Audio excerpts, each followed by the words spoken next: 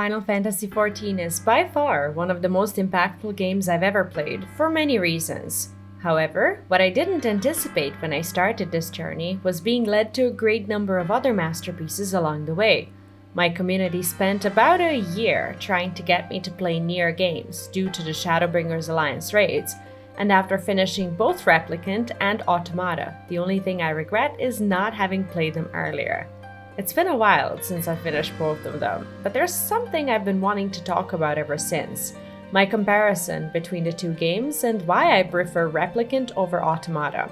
If you haven't gotten to play any or either one of the Nier games, there's no need to worry, as this video contains no story spoilers. If you'd like to see no in-game footage from any of them whatsoever, though, feel free to tab out and listen. My name is V, and if you're here for the first time, subbing is a great idea. On this channel, you'll find plenty of playthroughs, live streams, guides, highlights, and shorts, mostly focusing on RPGs and occasional adventure games. So if this is your cup of tea, make sure to press subscribe right now. Before I started playing either of the two games, I was advised to play Nier Replicant first, just because the plot takes place before Automata's. However, I was also told that it wasn't as good, and that playing through it is only encouraged as a build-up for understanding the story of Nier Automata.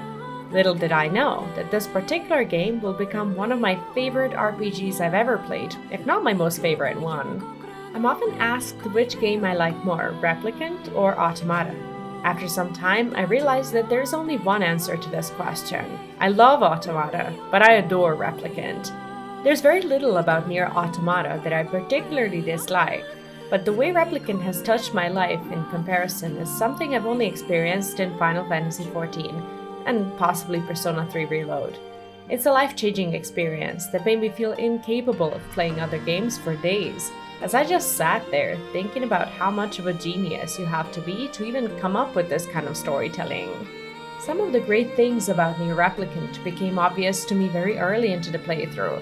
Fantastic music, smooth and enjoyable combat, as well as terrific voice acting by some of the most talented people I have ever had the pleasure of hearing in my favorite games.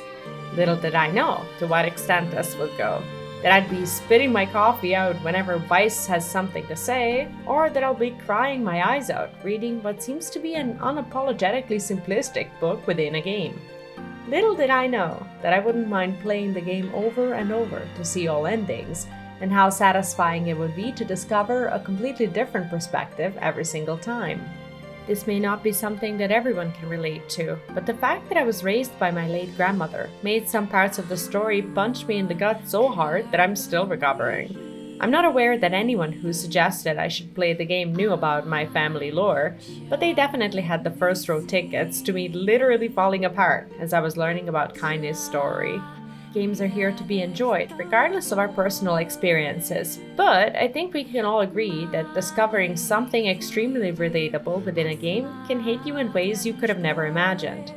As if Kaine's story wasn't enough for me to enter an existential dread, the fact that I have a half-brother who's 13 years younger than me, and whose life I largely didn't get to be a part of, made it extremely difficult to play through the Nier Replicant while containing my emotions and grief over lost time. Maybe I would have felt differently had I played the Daddy Nier version, I don't know, but this one definitely managed to cut deep from all sides in ways I couldn't have anticipated at all. Before we move on, I would like to ask you to leave a like if you've enjoyed the video so far.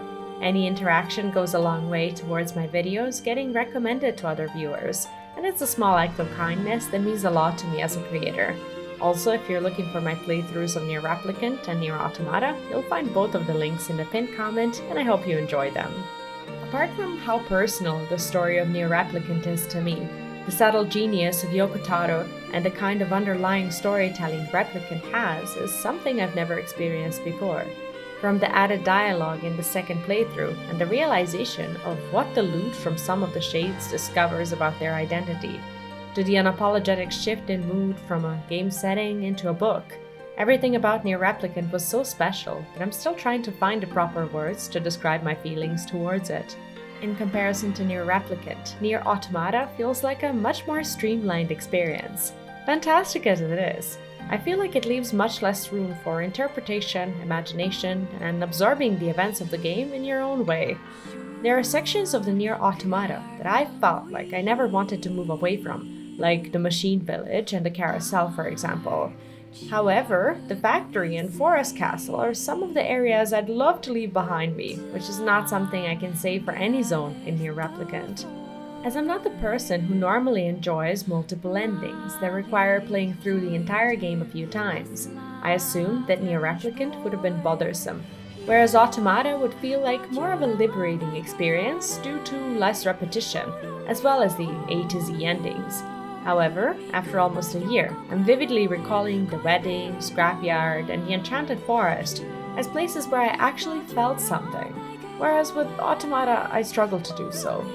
I don't have anything negative to say about Automata, and if I wasn't comparing it to any other game, it would have been ranked very high when it comes to how I feel about it. But for some reason, Replicant and its emotional storytelling, the music, and the overall vibe simply knock it out of the park for me. In any case, I don't think you'll ever get a complete Nier experience if you don't play both of these games at some point. They are both a part of something once in a lifetime, wonderful, emotional, and ultimately very dear to my heart. Neither one of these games is objectively better or worse than the other. It's just a matter of personal choice, perception, and what you ended up vibing with. For me, it was Replicant. How about you if you played them? Let me know in the comments, and if you haven't subscribed to the channel yet and you enjoy the work that I do, make sure to do so now. Thanks ever so much to Shay, who's a Tier 2 benefactor on Patreon, Trans Kyle, who's a Tier 1 benefactor on Patreon, as well as Jeremy Ortiz, who's a tier benefactor on Patreon and an alpha member here on YouTube. There's also Garnet Williams, Xis3, and Space Cadet Rick, who support me on Patreon as alphas. I appreciate everyone keeping me going as a creator so far, and if you would like to do so as well, you can find all the links in the description of this video. Any contribution goes a long way towards me continuously creating content for you, so thank you for all of it. Have a good one, enjoy Nier, and I'll see you in my next one. Bye bye.